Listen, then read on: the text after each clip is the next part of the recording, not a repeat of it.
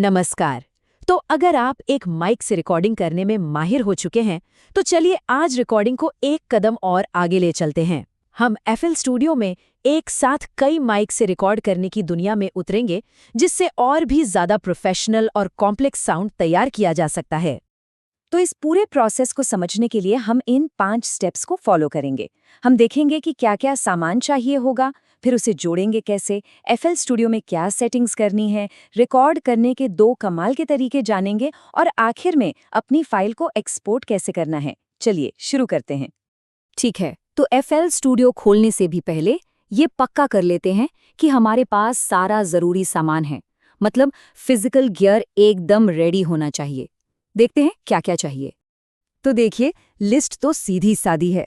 2 mic, 2 cable, headphone, ये तो चाहिए ही।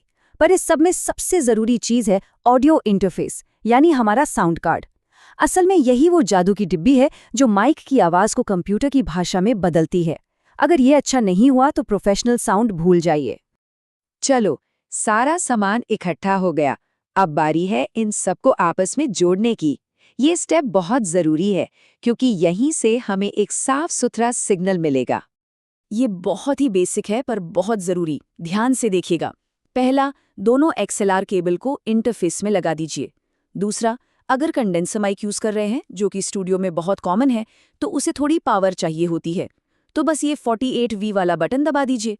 और तीसरा, गेन नॉब, मतलब आवाज़ का लेवल दोनों इनपुट के लिए करीब आधा, मतलब 50-60% पर सेट कर दीजिए। ये एक अच्छी शुरुआत है। अब वो गेन सेट करते वक्त ना, इंटरफेस पर लगी छोटी छोटी लाइट्स पर नजर रखनी है। ये बिल्कुल ट्रैफिक लाइट जैसा है। हरी बत्ती मतलब सब चंगा है, सिग्नल एकदम साफ। पर जैसे ही लाल बत्ती दिखे, समझ जाइए क्लिपिंग हो रही है, मतलब सिग्नल बहुत ज्यादा तेज है और आवाज फट जाएगी।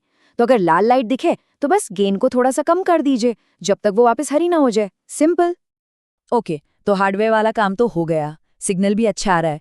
अब चलते हैं कंप्यूटर के अंदर और एफएल स्टूडियो को बताते हैं कि भाई नए मेहमान आए हैं, इनके साथ काम करना है। एफएल स्टूडियो के अंदर सबसे पहले जाना है ऑडियो सेटिंग्स में। यहाँ डिवाइस में अपने साउंड कार्ड का ASIO ड्राइवर चुनना है। ये बहुत बहुत ज़रूरी है। ASI क्या करता है? ये आपके साउंड कार्ड और सॉफ्टवेयर के बीच एक डायरेक्ट सुपरफास्ट हाईवे बना देता है।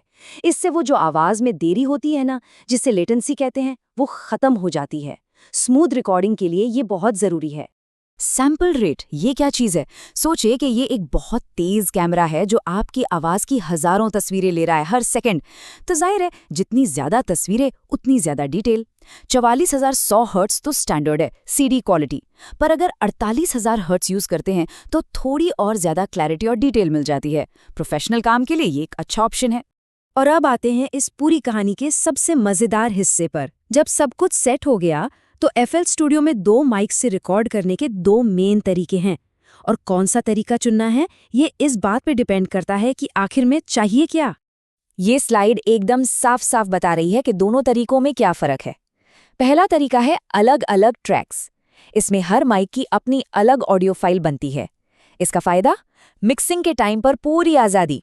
एक माइक की आवाज़ कम ज़्यादा करो, इफ़ेक्ट लगाओ, दूसरे पर कोई असर नहीं पड़ेगा। दूसरा तरीका है कंबाइंड ट्रैक।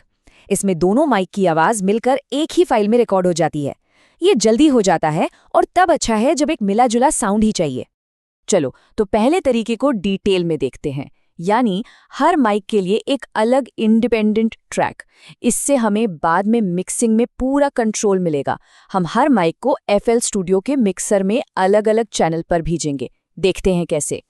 अच्छा, पिछली स्लाइड में एक चीज़ नोटिस की, हमने ट्रैक्स को मास्टर चैनल से डिस्कनेक्ट कर दिया था। ऐसा क्यों?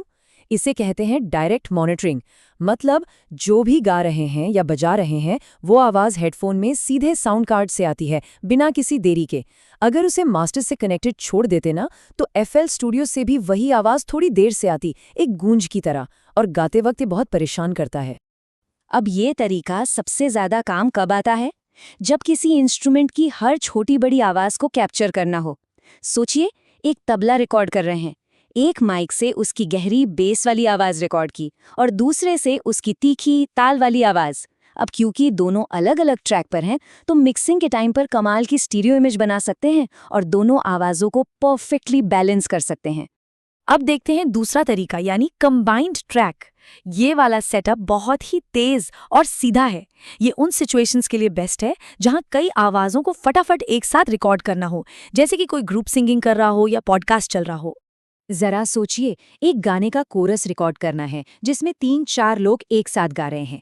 यहाँ हमें अलग अलग आवाजें नहीं, बल्कि एक मिला जुला दमदार साउंड चाहिए। बस यही वो जगह है जहाँ ये तरीका काम आता है। दोनों माइक को एक ही ट्रैक पर भेजिए और FL स्टूडियो उन सब आवाजों को एक साथ कैप्चर कर लेगा। नतीजा, एक पावरफुल परफॉर्मेंस जो एक आवाज की तरह लगे।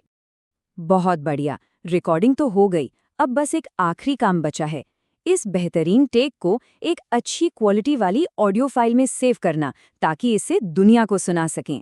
और एक्सपोर्ट करना तो बहुत ही आसान है, खासकर इन कीबोर्ड शॉर्टकट्स के साथ। जब फाइल सेव करें तो बस एक बात का ध्यान रखना कि फॉर्मेट WAV ही चुनें। ये बिना किसी कंप्रेशन वाला हाई क्वालिटी फॉर्मेट है, जिसमें आपकी आवाज़ की सारी डिटेल महफूज रहती है। बाद में मिक्सिंग या मास्टरिंग के लिए ये बेस्ट है। तो बस हो गया, अब FL स्टूडियो में एक साथ कई माइक से रिकॉर्ड करने का तरीका पता चल गया है। और ये सिर्फ एक टेक्निकल चीज़ नहीं है, ये आपकी क्रिएटिविटी के लिए एक नया दरवाज़ा खोलने जैसा है। चाहे अकॉस्टिक गिटार की पूरी गहराई रिकॉर्ड करनी हो, एक पॉडकास्ट बनाना हो या एक पूरे बैंड को रिकॉर्ड करना हो, अब आपके पास इसके लिए टूल्स हैं। तो अब सवाल ये है, इस नई पावर के साथ अगला प्रोजेक्ट क्या बनाने वाले हैं?